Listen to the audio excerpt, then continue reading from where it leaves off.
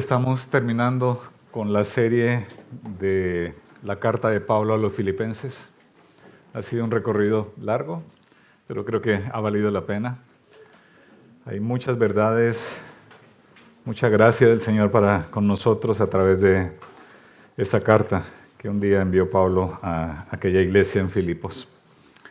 Así que quiero invitarlos a abrir sus Biblias allí en el capítulo 4. Y vamos a leer desde el versículo 10 hasta el 20.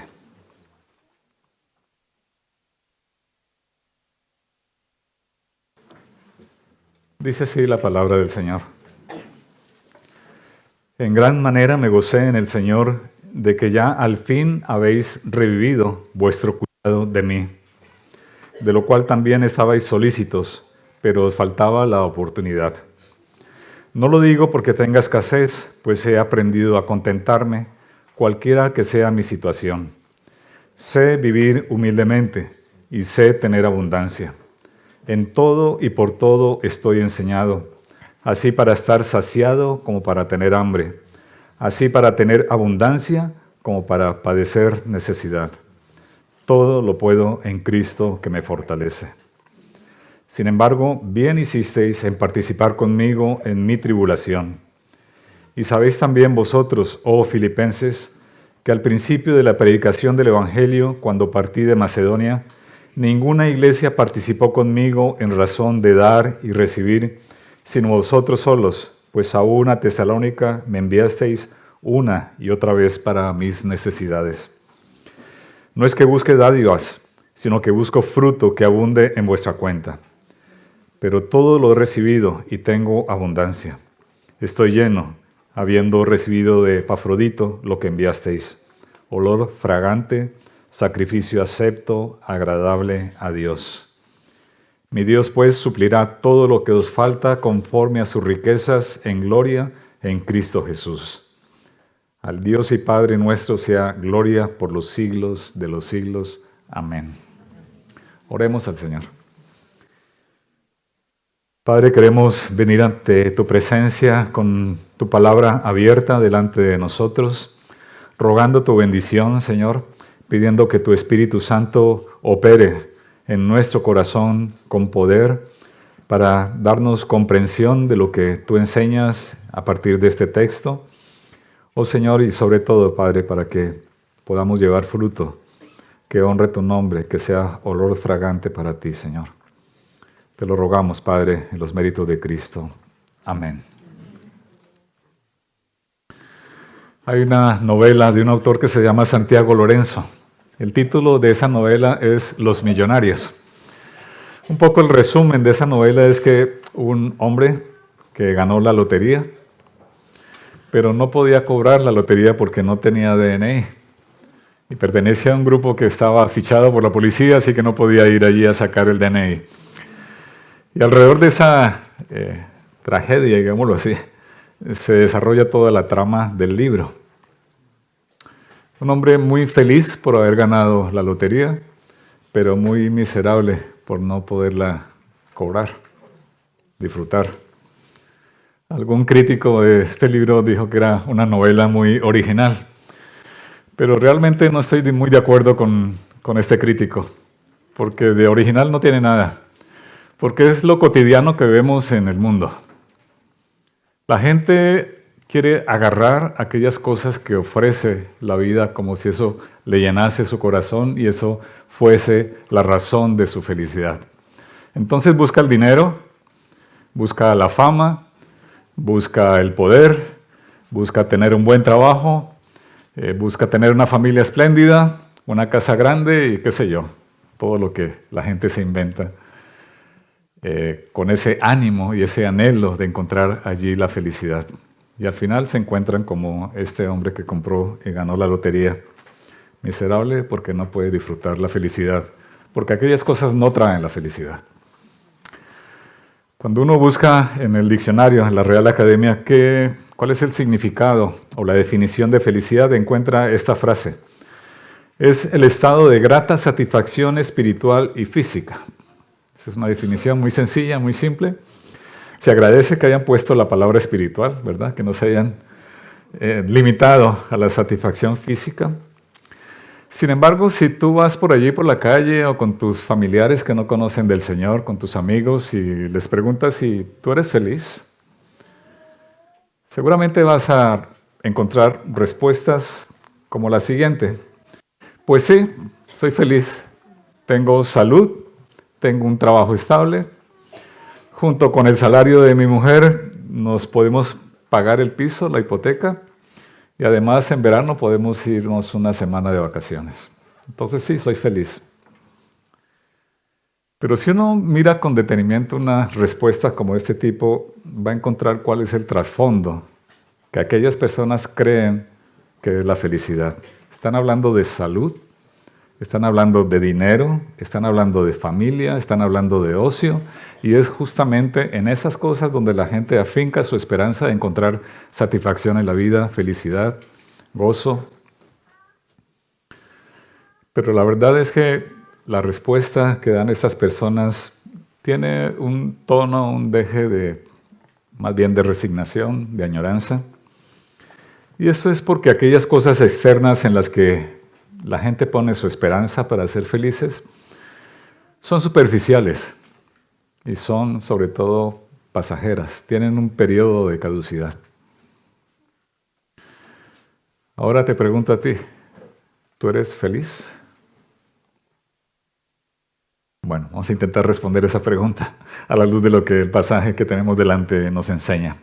Hoy vamos a tratar justamente de este tema, pero permítanme, en vez de utilizar la palabra felicidad, porque ella tiene una connotación más o menos materialista, vamos a usar el concepto de contentamiento, de gozo. Porque ella lleva implícita, o ese concepto de gozo, ya implícito un sentido más de profundidad en el corazón, un sentido más de permanencia en el tiempo. Así que resulta más conveniente para nosotros como creyentes, y de hecho es la palabra que utiliza la Biblia, hablar de contentamiento, hablar de gozo, en lugar de hablar de felicidad.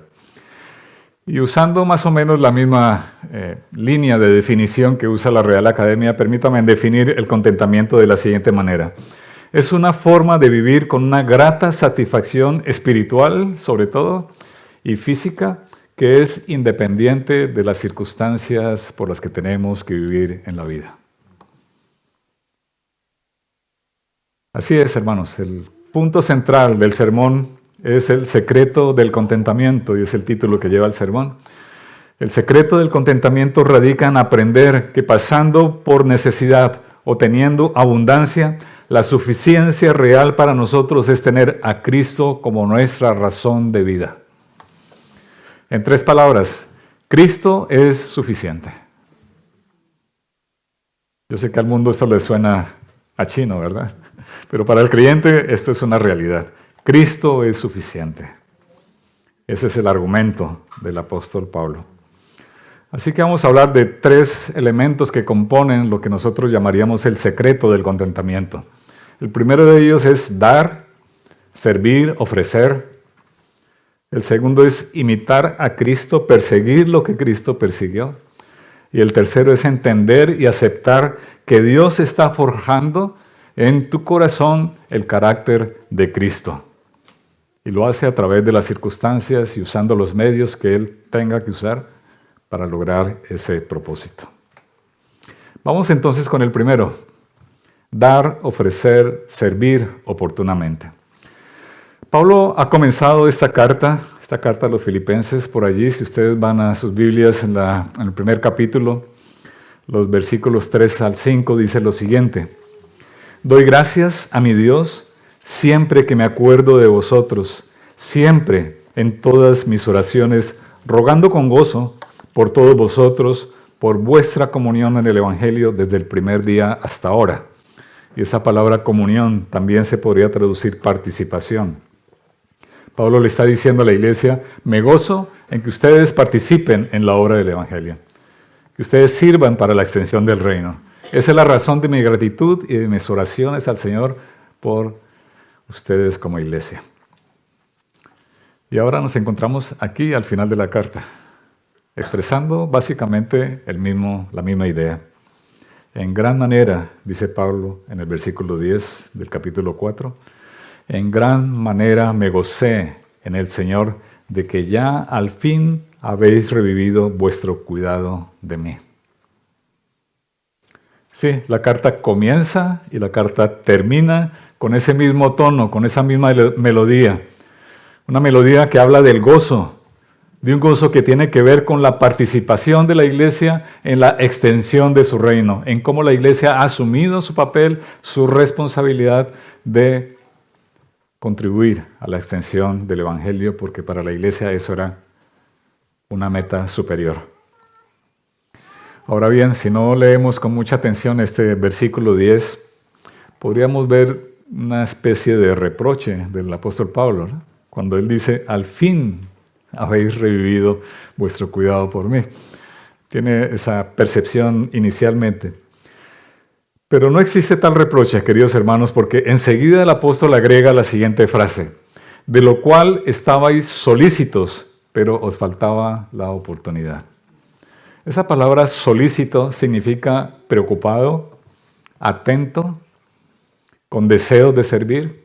Así que este versículo podríamos leerlo de esa manera, de lo cual estabais preocupados, estabais atentos, estabais con deseos de servir, pero os faltaba la oportunidad para expresar esa forma de amor. Así que la idea completa de Pablo en este versículo es esa. Vosotros estabais preocupados por mí, estabais atentos a servirme, pero faltaba la oportunidad. Y ahora que se presenta la oportunidad de mi condición como estoy ahora preso, tenéis esa oportunidad y habéis obrado bien. Así que estoy contento por eso. Esa es la idea de Pablo, ¿no? Por lo tanto, es todo lo contrario a un reproche, ¿verdad? Más bien es un halago a la iglesia, más bien una expresión de gratitud hacia la iglesia, de admiración por cómo están viviendo ellos el evangelio, y expresa entonces la gratitud por la obra que están haciendo ellos allí en la iglesia en Filipos. Me gustaría poner el acento, la atención a una palabra que en el contexto del pasaje nos muestra un principio que es muy relevante para nosotros hoy, que tiene que ver con el cuidado generoso. Es la palabra oportunidad. Aparece allí en el texto bíblico. Habéis tenido oportunidad. Esto nos habla de que la iglesia estaba pendiente de Pablo, estaba atenta a las noticias que recibía porque sabía que Pablo estaba prisionero en Roma. Estaba preocupada por la situación de Pablo, pero además estaba preparada para servir. Y cuando encontró la oportunidad, cuando la vio, ¿qué hizo? Sirvió a Pablo. Envió un donativo a través de un hermano que se llamaba Epafrodito, una ayuda generosa para Pablo para suplir las necesidades que él tenía. Así que aprendemos de los filipenses que la generosidad no solamente se da cuando se pide, sino sobre todo que debemos estar atentos a ofrecerla cuando tengamos o cuando veamos la oportunidad de servir. De eso nos está hablando Pablo en este versículo. Sí, hermanos, nosotros tenemos delante nuestro muchísimas oportunidades para servir a otras personas. Solamente que el egoísmo que aún tenemos en nuestro corazón nos impide servir a otros, porque estamos esperando que nos den, que nos sirvan, que nos regalen, que nos atiendan, y no estamos atentos a qué es lo que necesita mi hermano. ¿Qué es lo que necesita ese hermano que quizás llega con una cara triste a la iglesia porque ha pasado una semana mala? Y en vez de acercarnos a saludarle, a preguntar qué es lo que te pasa, hermano, cómo puedo orar por ti, más bien giramos la cara para otro lado. Cuando vemos que hay un hermano enfermo en la iglesia, ¿cuál es nuestra preocupación por ese hermano, por esa hermana? Nos tomamos el trabajo de coger el teléfono al menos y llamar a su familia o llamar al hermano y preguntarle, hermano, ¿cómo te encuentras? ¿Necesitas algo? ¿Puedo ayudarte? Una persona anciana que llega a la iglesia y que necesita ayuda. ¿Saben ustedes, hermanos, que los ancianos son las personas más invisibles de la sociedad hoy? Que no pase eso en la iglesia. Estemos atentos a prestar servicio a aquellos que necesitan. De eso habla la palabra del Señor. Mirar las oportunidades que el Señor pone delante nuestro para servir, para dar, para ayudar. en lo que podamos hacer, porque Pablo lo dice también en Efesios, pues somos hechura suya del Señor, creados en Cristo Jesús para buenas obras. Para eso el Señor te ha hecho, querido hermano, para buenas obras, las cuales Dios preparó de antemano para que anduviésemos en ellas. Esa es nuestra meta mientras estemos en esta peregrinación por este mundo. Servir, ayudar, atender a los demás. El Señor te ha dado a ti dones, te ha dado talentos, te ha dado capacidades, te ha dado recursos, te ha dado tiempo. Si no te ha dado nada más, seguramente te ha dado tiempo para servir a otros. Así que sí, tenemos delante nuestro muchas oportunidades de servir a nuestros hermanos y tener este mismo corazón que tenía la iglesia de los filipenses, aguardando esa oportunidad, preparada. Y cuando se presenta la oportunidad, va y sirve al apóstol Pablo, a su amado pastor.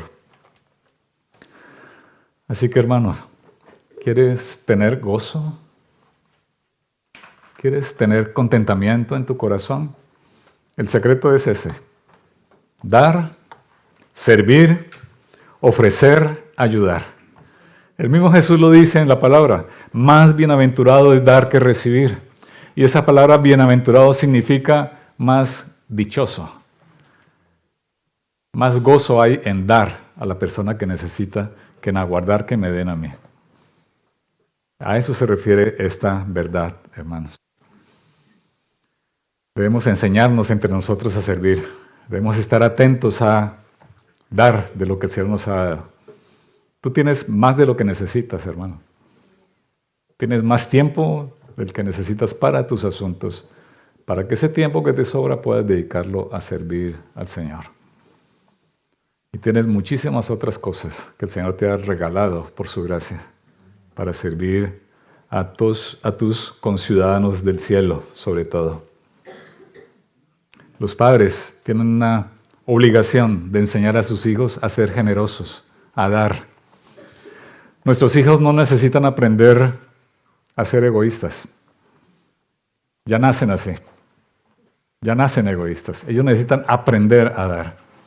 Así que cuando tú les enseñas a que ellos tienen que recibir regalos, que ellos tienen derechos y que necesitan ser atendidos constantemente, estás transmitiendo un refuerzo a ese egoísmo que naturalmente ellos tienen en su corazón. Más bien, enseña a tus hijos a dar. Llévalo contigo a visitar a un enfermo. ¿Cuántas veces ha entrado tu hijo a un hospital a ver a un enfermo? ¿Cuántas veces ha venido contigo a visitar a un hermano en la iglesia que tiene una necesidad? ¿Cuántas veces ha ido contigo de la mano con una canasta de alimentos para entregar a una persona que tiene necesidad? Allí, de esa manera, enseñamos a nuestros hijos lo que significa vivir el Evangelio. El segundo tema, hermanos, el segundo secreto del contentamiento, del gozo. Imitar a Cristo persiguiendo lo que Cristo persiguió. Y déjenme, hermanos, por un momento saltar al versículo 14. Los versículos 11 al 13 son una especie de paréntesis que el apóstol hace para señalar una verdad que luego vamos a estudiarla, pero vamos a ir al versículo 14, donde leemos lo siguiente: bien hicisteis en participar conmigo en mi tribulación. Y sabéis también vosotros, oh filipenses, que al principio de la predicación del Evangelio, cuando partí de Macedonia, ninguna iglesia participó conmigo en razón de dar y recibir, sino vosotros solos. Pues a una Tesalónica me enviasteis una y otra vez para mis necesidades. No es que busque dádivas, sino que busco fruto que abunde en vuestra cuenta. Pero todo lo he recibido y tengo abundancia. Estoy lleno, habiendo recibido de Epafrodito lo que enviasteis, olor fragante, sacrificio acepto, agradable a Dios. Filipos era una colonia romana, una ciudad romana. Ya estudiamos en otro sermón qué significaba eso de ser una colonia romana. Tenía unos privilegios que en otras ciudades no tenían. Además, allí en esta ciudad en particular vivían muchos soldados retirados. Era una ciudad donde vivían muchos jubilados. Tenían mucha capacidad económica, por decirlo algo, mucho tiempo para el ocio. La iglesia en sí misma estaba compuesta por personas que no eran judías. Recordaréis que cuando Pablo fue a plantar la iglesia en Filipos no encontró una sinagoga. Eso significa que no había judíos en esa ciudad.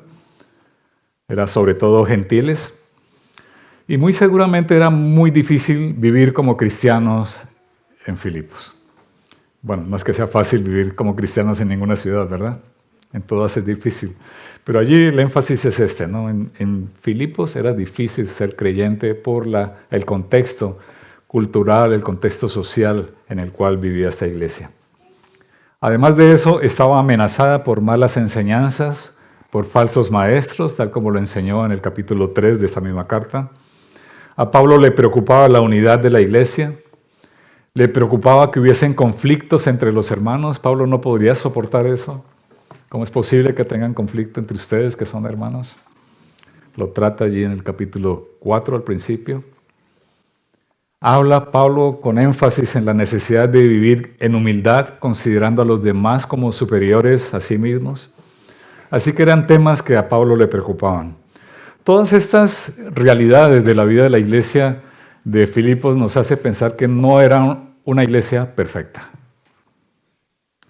Hay como una idea en medio de la iglesia hoy día que la iglesia primitiva era muchísimo mejor que la nuestra hoy día. Pero no era así, hermanos. Tenían muchas dificultades también, como nosotros. Problemas, malas enseñanzas, influencias del mundo. Todo eso estaba a la orden del día en la iglesia primitiva, en la iglesia del primer siglo. Y la iglesia de Filipenses, con todo lo ejemplar que es para nosotros, aún así tenía ese tipo de dificultades. Pero por otro lado, era una iglesia que amaba al Señor, que amaba la extensión del reino. Y era una iglesia generosa. Lo vemos allí, en el texto mismo, allí en los versículos 15 y 16, Pablo hace ese énfasis, ¿no? Una y otra vez, no fue una ayuda puntual que un día se les ocurrió hacer. Era la preocupación de la iglesia por el apóstol. Y enviaba constantemente ayuda a Tesalónica. Además, Pablo les dice, ustedes fueron la única iglesia que me apoyaron cuando yo estaba en Tesalónica. Pero no solamente lo apoyaron cuando estaba en Tesalónica, también enviaron ayudas cuando estaba en Corinto. Por ejemplo, en 2 Corintios nos dice, y cuando estaba entre vosotros, le está hablando a los corintios, y tuve necesidad, a ninguno fui carga, pues lo que me faltaba lo suplieron los hermanos que vinieron de Macedonia. Filipos quedaba en Macedonia. O sea que incluso a la ciudad de Corinto recibía Pablo la ayuda de los filipenses. Otra vez en el libro de los Romanos dice, porque Macedonia y Acaya tuvieron a bien hacer una ofrenda para los pobres que hay entre los santos que están en Jerusalén. ¿Vemos la actitud de esta iglesia, hermanos? Sí, es una iglesia que da, una iglesia que se entrega, que no está siempre esperando recibir y recibir. Una iglesia generosa. Ahora Pablo estaba preso allí en Roma, no sabía cómo sería su futuro, y en tal condición era razonable necesitar ayuda para sostenerse y hacer más llevadera la aflicción de la prisión. Los filipenses conocían esa situación y por ello se empeñan y están atentos incluso a despojarse de uno de sus hermanos más fieles, como lo era Epafrodito. Recordaréis aquel sermón cuando hablamos de Epafrodito, un hermano fiel. Y la iglesia de los filipenses se despojan de su hermano y lo mandan, no solamente a llevar el donativo, sino lo mandan a servir al apóstol Pablo. Ve y sirve a nuestro hermano que está en prisión. Llévale esta ofrenda, quédate con él, ayúdale. Se desprenden de Epafrodito, ¿verdad?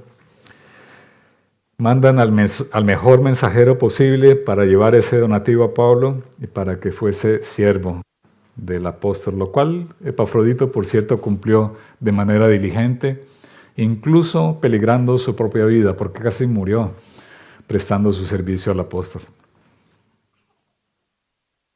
Así que Pablo les dice que lo que hicieron fue un sacrificio acepto al Señor. Fue un sacrificio de olor fragante, agradable a Dios. Qué bonitas palabras, ¿verdad? Un piropo para la iglesia. Una palmada en la espalda, reconociendo esa actitud generosa. Hermanos, podemos aprender de la actitud de la iglesia de Filipenses en el sentido de la generosidad como una forma de vida nuestra. Estos hermanos apoyaron a los suyos, apoyaron la extensión del reino, enviaron donativos para aquellos que trabajaban en la extensión del reino. Y esa debe ser una virtud nuestra como una respuesta a la iniciativa que el Señor ha tenido para acogernos como pueblo suyo. Es sencillamente una respuesta natural de alguien que reconoce cuánto el Señor le ha dado. Pero hay algo más profundo en estas palabras del apóstol Pablo. Porque la voluntad y la decisión de la iglesia de los filipenses de dar y la entrega sacrificial que hicieron de Epafrodito, su hermano amado, nos está apuntando y nos está hablando de la obra de Cristo. Nos habla de cómo Dios envió al mundo a lo más preciado que tenía, su propio Hijo. Lo envía con una misión. Lo envía con la misión de traer provisión espiritual para las almas prisioneras del pecado, esclavizadas de la maldad. Eso hizo el Señor. Vemos a los filipenses imitando a Cristo, despojándose de algo precioso para ellos como era Epafrodito, enviándolo para que sirviera. Eso hizo el Señor, pero elevado a la enésima potencia, ¿verdad? Porque el que vino fue el Hijo de Dios, a servirnos. No vino para ser servidos, sino para servir. Así que como Pablo les dice a los filipenses, lo he recibido y tengo abundancia, estoy lleno. Hoy nosotros podemos decir, tenemos abundante salvación en Cristo. Estamos llenos de su gracia. La provisión de Dios fue su propio amado Hijo, quien realmente es el verdadero sacrificio de olor fragante, agradable al Padre, por medio del cual su justicia, la justicia de Dios es satisfecha y nuestros pecados pagados. Quedamos absueltos de culpa, queridos hermanos. Si tú has nacido de nuevo, tú has sido justificado y el sello de justo ha sido puesto en tu corazón. ¿No te parece suficiente razón para vivir contentos? Para vivir agradecidos al Señor, para tener un corazón dispuesto para servir a otros, sobre todo servir a aquellos que están llevando el mensaje del Evangelio de salvación al mundo perdido. ¿Verdad que sí? Hermanos, nadie como Dios. Sí, la iglesia de los filipenses hay que tenerla enmarcada como un ejemplo para nosotros, pero nadie como Dios y nadie como Cristo, quien se despojó de toda su gloria, de toda su riqueza y se hizo humilde como un hombre, sufriendo todo lo que sufrió por ti y por mí. Él tenía un propósito superior, nuestro Salvador. Aquí tenemos un segundo componente del secreto para el contentamiento, para el gozo. Imitar a nuestro Salvador. ¿Quieres vivir con gozo, querido hermano? ¿Quieres estar contento realmente? Deja de buscar la retribución inmediata. Deja de buscar la comodidad y el placer aquí en este mundo. Como aquel hombre de la lotería, desesperado porque no podía tener el DNI y no podía cobrar la lotería. No estés así desesperado en la vida. No vale la pena, hermano. Vive con gozo, con el gozo de la salvación por la obra de Cristo e imita su ejemplo. Porque si estás buscando la retribución inmediata, si estás buscando el gozo sustentado en las cosas de este mundo, hermano, vas a terminar infeliz, desgraciado como aquel hombre. Si tomas atajo para salir de este o de aquel problema, te vas a encontrar en un callejón sin salida. Así que como nos dice el autor a los Hebreos, despojémonos de todo peso y del pecado que nos asedia, y corramos con paciencia la carrera que tenemos por delante, puestos los ojos en Jesús, el autor y consumador de la fe, el cual, por el gozo puesto delante de él, sufrió la cruz, menospreciando el oprobio, y se sentó a la diestra de Dios. Cristo, queridos hermanos, no buscó un reino y una corona terrenal. Él esperaba un gozo mayor, un gozo superior, el gozo de ser exaltado por el Padre a su diestra. Así que si tú quieres tener contentamiento, si quieres tener el gozo verdadero, pon tu mirada en lo eterno. Deja de ponerla en esta tierra. Aquí no vas a tener nada que merezca la pena, nada que te puedas llevar a la eternidad. Haz tesoros en el cielo, querido hermano. Prosigue a la meta para obtener tu premio, tal como nos enseña el propio Pablo ahí en esta carta. Recuerda que eres ciudadano celestial, que no eres ciudadano de este mundo, que aquí estás de paso, que aquí eres un extranjero, que tu ciudadanía está allí en el cielo y que el Señor te ha dado un pasaporte para entrar allí, que Cristo pagó en la cruz del Calvario. Guarda ese pasaporte y exhíbelo con orgullo, orgullo santo, de que eres salvo, de que perteneces a un reino superior y vive como ciudadano de la eternidad. Y así llegamos al tercer elemento del secreto del contentamiento. Y es este, hermanos. El contentamiento no es algo que se siente, es algo que se aprende. Y allí entonces vamos a regresar a los versículos 11 al 13. Dice el texto: no lo digo porque tenga escasez, pues he aprendido a contentarme cualquiera que sea mi situación. Sé vivir humildemente y sé tener abundancia. En todo y por todo estoy enseñado, así para estar saciado como para tener hambre, así para tener abundancia como para padecer necesidad. Todo lo puedo en Cristo que me fortalece. Este es el corazón del mensaje de Pablo en esta sección de su carta.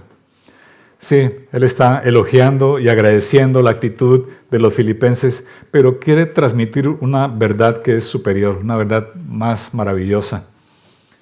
Este versículo 11, si lo tradujésemos del original griego, podría leerse de esta manera: en toda circunstancia he aprendido el secreto para estar satisfecho.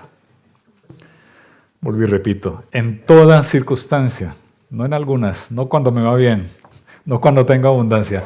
En toda circunstancia he aprendido el secreto para estar satisfecho, para estar contento. Y aquí aparece esa palabra secreto. Esa palabra secreto nos está indicando de que se trata de algo que no es común, que no es normal, que no es obvio. Es algo que tiene que ser revelado, es algo que tiene que ser aprendido, es algo que tiene que ser descubierto. De hecho, cuando miramos los dos elementos del contentamiento que hemos visto hasta ahora, el primero de ellos es: soy contento cuando doy, cuando sirvo, cuando me entrego por mi hermano, por la necesidad de él. Estoy contento cuando miro a Cristo y dejo de buscar la retribución en este mundo, la retribución inmediata o instantánea, y persigo lo que el Señor persigue. Esas verdades, queridos hermanos, son absolutamente contraculturales. El mundo no busca nada de esto. El mundo busca recibir, el mundo busca que le sirvan, el mundo busca que le ofrezcan, el mundo aboga por sus derechos, sale con pancartas a la calle exigiendo que les den todas las ayudas que necesitan. Siempre están pidiendo, pidiendo y pidiendo, porque creen que necesitan todo eso para ser felices. Por lo tanto, cuando uno tiene una actitud de que en la felicidad se obtiene es cuando yo doy y no cuando recibo, cuando sirvo en vez de cuando me sirven, es una cosa completamente diferente a lo que piensa el mundo. Por eso es un secreto. Por eso Pablo dice aquí con claridad: he aprendido ese secreto, que es mejor dar que recibir. Y cómo no, cuando se piensa en la retribución. Todo el mundo quiere la retribución ya, inmediata. Quiere el placer inmediato, instantáneo, rápido. Nos han enseñado a eso, ¿verdad? Que tienen que darnos lo que queremos ya. Y si no, pataleamos como los niños cuando no reciben el chuche que quieren. Se revuelcan en el suelo muchas veces, ¿no? Nosotros hacemos lo mismo muchas veces. Nos revolcamos en el suelo porque el Señor nos da el chuche que queremos. Ahora, ya. Pero no, hermano, el secreto está en aguardar un gozo mayor. Estar con nuestro Salvador. Por eso es un secreto, hermanos.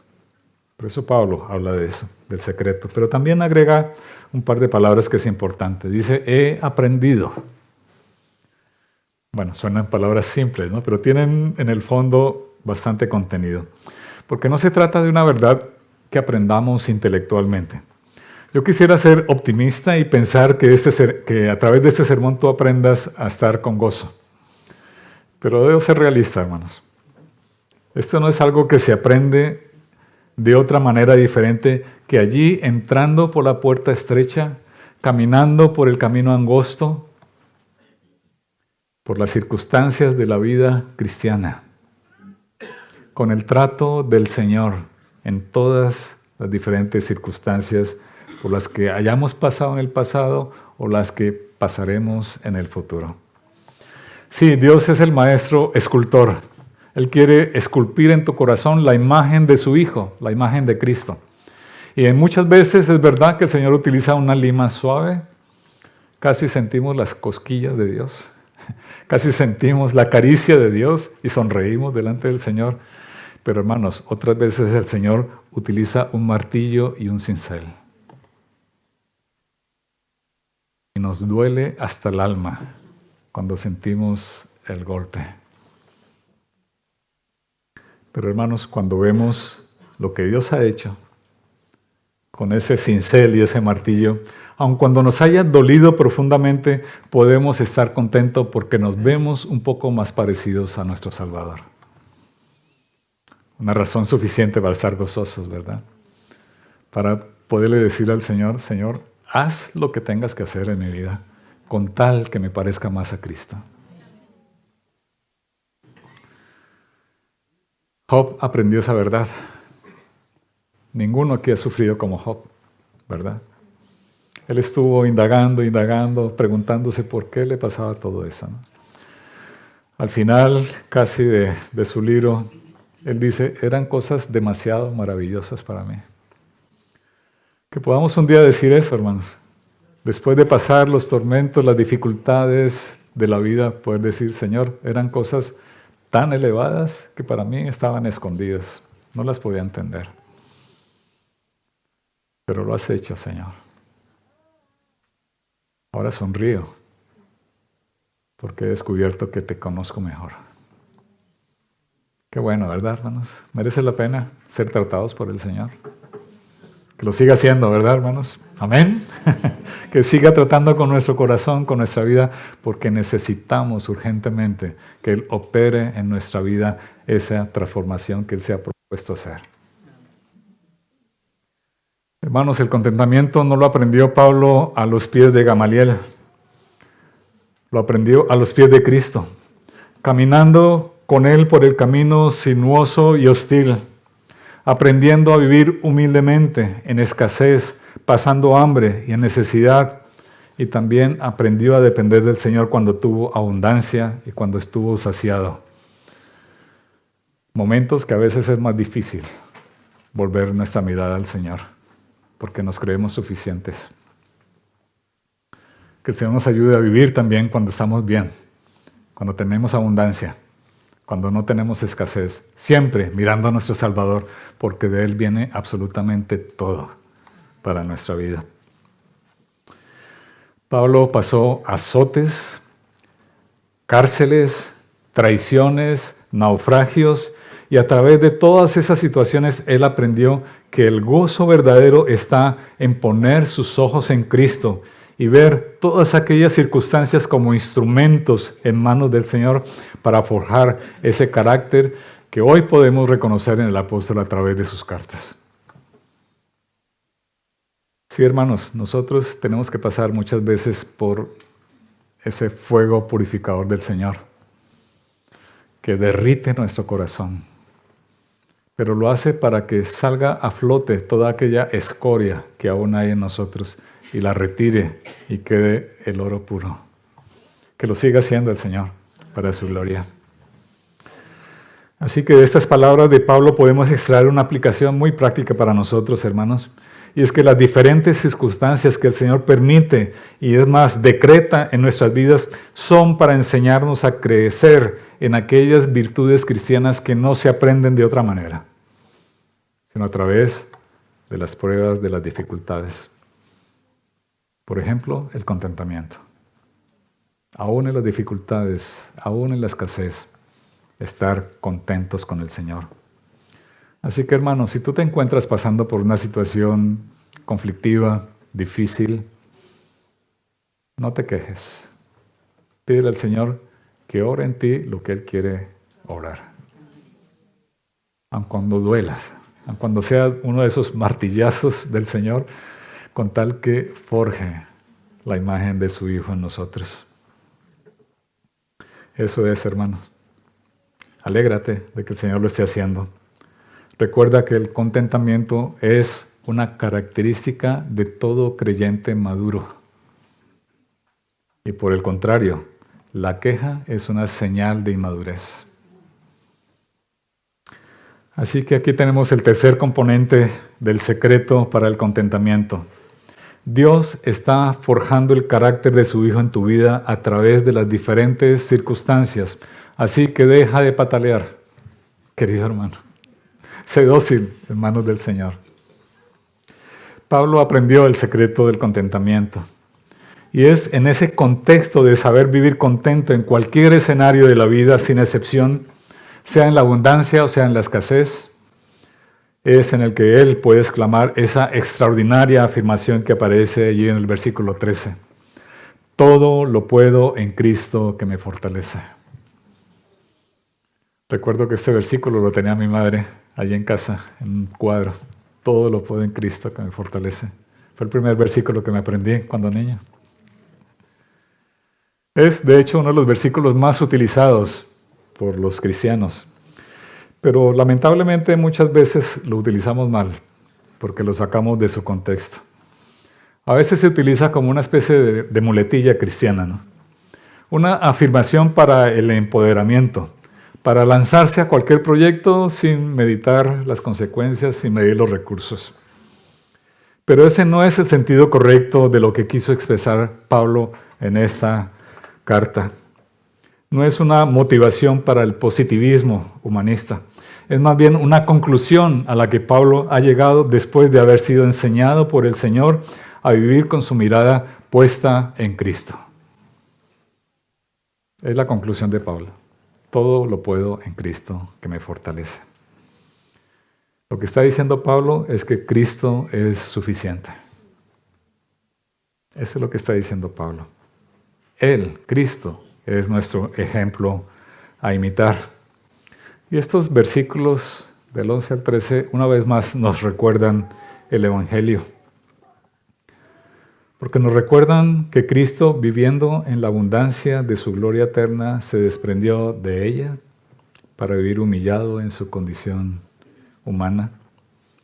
Tuvo hambre en el desierto, no tuvo dónde recostar su cabeza, tuvo sed cuando estaba allí en la cruz, fue despojado de su ropa, fue despojado de cualquier dignidad como ser humano, fue exhibido en la cruz del Calvario como el más terrible de los pecadores. Así que Cristo sabe lo que es vivir en escasez. Cristo sabe lo que es vivir en precariedad. Sabe lo que es tener hambre. Sabe lo que es tener sed. Lo aprendió en su vida aquí en la tierra, en medio de nosotros. Por ello, queridos hermanos, nosotros sabemos que Él tiene compasión de su pueblo, que tiene compasión de ti y de mí cuando pasamos por momentos difíciles. Y en Él En Cristo, queridos hermanos, abrazados a nuestro Salvador, podemos encontrar la fortaleza allí en sus brazos, tener ese tierno cariño de nuestro Salvador, sabiendo que Él conoce cómo estamos padeciendo aquí. Allí en sus brazos encontramos el gozo verdadero. No en los brazos del mundo, en los brazos de Cristo. Así, hermanos, para ir cerrando el sermón como conclusión, aprendemos de este texto que el gozo de Pablo no radica en las dádivas que los filipenses le llevaron, porque él ya sabía vivir en escasez o en abundancia. Más bien, él se goza en ver el fruto del Evangelio que como olor fragante delante de Dios manifiesta esta iglesia. Y en eso se goza, en ver el fruto en la iglesia. El ver en que Cristo se está formando en el corazón de su amada iglesia. Por eso termina con ese versículo 19. Mi Dios, pues, suplirá todo lo que os falta conforme a sus riquezas en gloria en Cristo Jesús. Es una frase que transmite un mensaje de confianza, ¿verdad, hermanos? Un mensaje de confianza en la provisión material, pero sobre todo en la provisión espiritual del Señor para completar su obra en nosotros. Hermanos, quiero que hablan un momento sus Biblias allí en el capítulo 1, el versículo 6. Y vamos a hacer allí rápidamente un ejercicio de unir dos textos, al principio y al final de la carta. Dice el versículo 6 más o menos lo siguiente: estoy persuadido de esto, que el que comenzó en vosotros la buena obra, la perfeccionará hasta el día de Jesucristo. Y ahora vamos al capítulo 4, versículo 19. Pues Él suplirá todo lo que os falta conforme a sus riquezas en gloria en Cristo Jesús. Amén. Él va a terminar la obra en nosotros, hermanos, porque Él va a suplir todo lo que nos falte para parecernos a nuestro Salvador. Hermanos, el contentamiento no es algo que venga desde fuera, es algo que se cultiva en el corazón. Por eso las circunstancias por las que vivamos, ya sean momentos de escasez o momentos de abundancia, no deben ser lo que motiva nuestro gozo. Es sencillamente saber que Cristo nos ha dado todo para vivir para su gloria. Pero también quiero hablarte a ti, querido amigo, si tú no eres creyente. A ti, querido joven, que quizás eres hijo de cristiano, pero vienes aquí solamente por la costumbre. Déjame decirte que la felicidad fuera de la esfera del Evangelio de Jesucristo es efímera, porque está sustentada en las circunstancias externas de las cuales tú no tienes el control. O cuando creas que tienes el control, no lo tienes. El dinero, la salud, las amistades, la fama, el poder, todo eso se desvanece como la nieve cuando cae al suelo. No son perennes, no son duraderas y por lo tanto no conllevan el gozo y la felicidad. Hoy lo tienes y mañana desaparece. Así que deja de buscar la verdadera felicidad en las cosas externas. Tú lo que necesitas es estar abrazado a Cristo. Tú lo que necesitas es arrepentirte y estar a cuentas con Dios para estar entonces reconciliados con el Señor y saber que Él te va a sustentar cada día de tu vida en confianza y en esperanza en todo momento. Que Él sea realmente que produce en tu corazón el verdadero gozo de saberte salvado por la obra de Cristo. Hermanos, el secreto del contentamiento radica en eso, en aprender que pasando necesidad o teniendo de sobra, la suficiencia real para nosotros es tener a Cristo en nuestro corazón como la razón vital, como la razón de nuestra vida.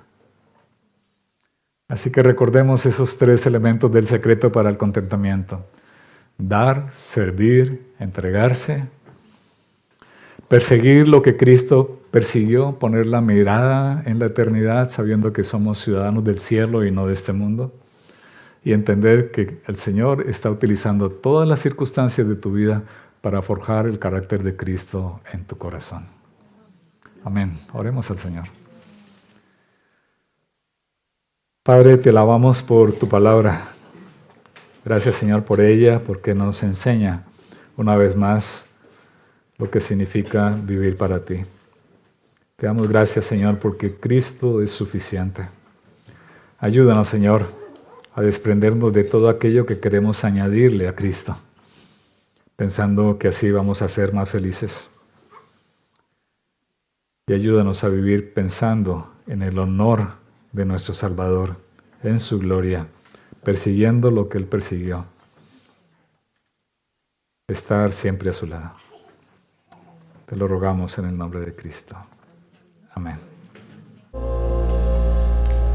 Lucía, ¿crees que el Señor Jesucristo es el Hijo de Dios? Sí, creo. ¿Crees que Él se hizo carne y murió en una cruz para pagar por todos tus pecados? Sí, creo. Por la fe que profesas, yo te bautizo en el nombre del Padre, del Hijo y del Espíritu Santo.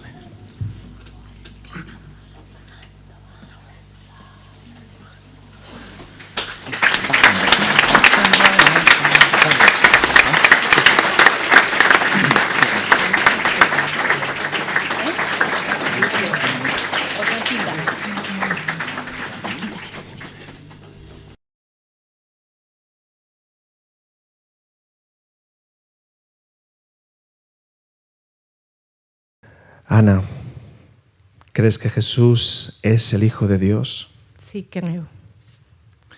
¿Crees que el Señor Jesús murió en una cruz por tus pecados? Sí, creo. Por esta fe que profesas, yo te bautizo en el nombre del Padre y del Hijo y del Espíritu Santo.